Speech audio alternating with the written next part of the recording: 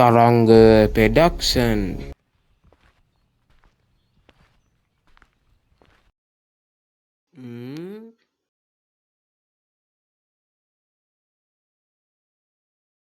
My God. මේ යක්ෂ ගෑණි මාව මරන් කන්න හදනවා. මම යනවා යන්න.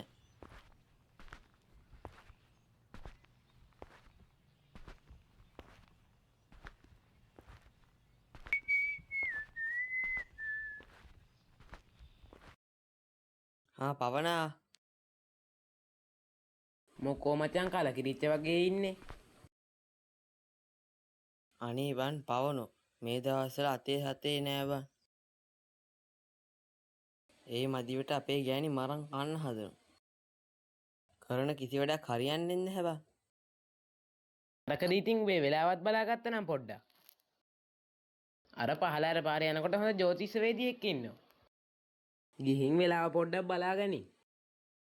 වෙලාව බලන්න ඔච්චර දුර යන්න ඕනේ. අපේ ගෙදර ඔරලෝසුව තියෙනවා.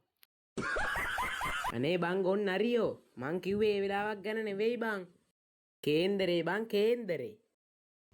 ඒකද? ඔය වේලපත්තරේ කියන්නෙත් ඕකටනේ. මම දන්න වේලිච්ච බත් කඩයක් නැහැ බං. යනවනම් අදම ඵලයන්. හරි බං. එහෙනම් මම යනවා හොඳේ. මේ පිස්සත් එක්ක හිටියොත් මං ඉවරයි. අරෝ කීව දෙනට ගිහින් බලන්න ඕන. මේ වැඩේ හරියාවෙත් දන්නේ නැහැ.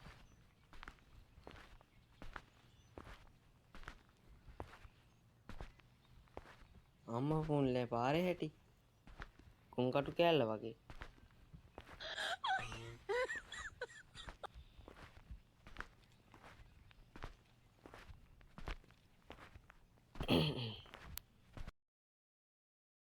එන්න ඇවිල්ලා වාඩි වෙනකෝ.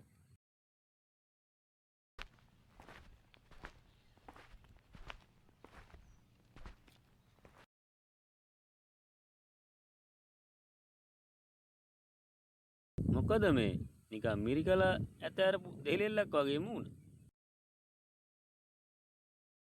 කේන්දරේ බලා ගන්නද? ඔව් මහත්තයෝ. එහෙනම් කේන්දරේ දෙන්න බලා.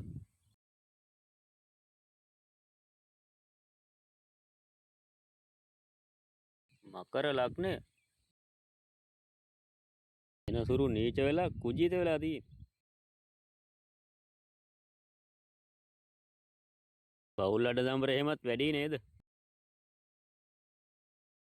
ඔව් මහත්තයෝ. ගෙදර ගෑණි මේ දවස්වල හට්ටි මුට්ටි වලින් ගහන්නේ.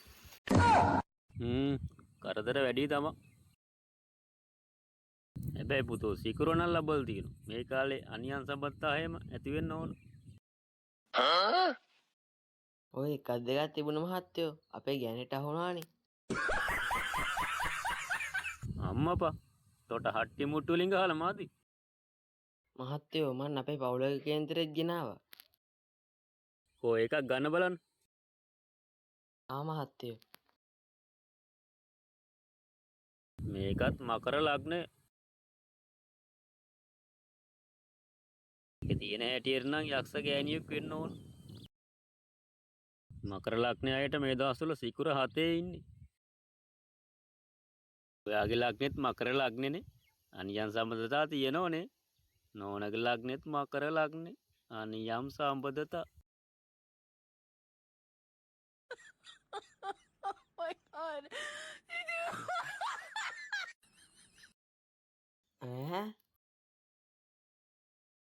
මල හට්ටි හුට්ටයිනේ.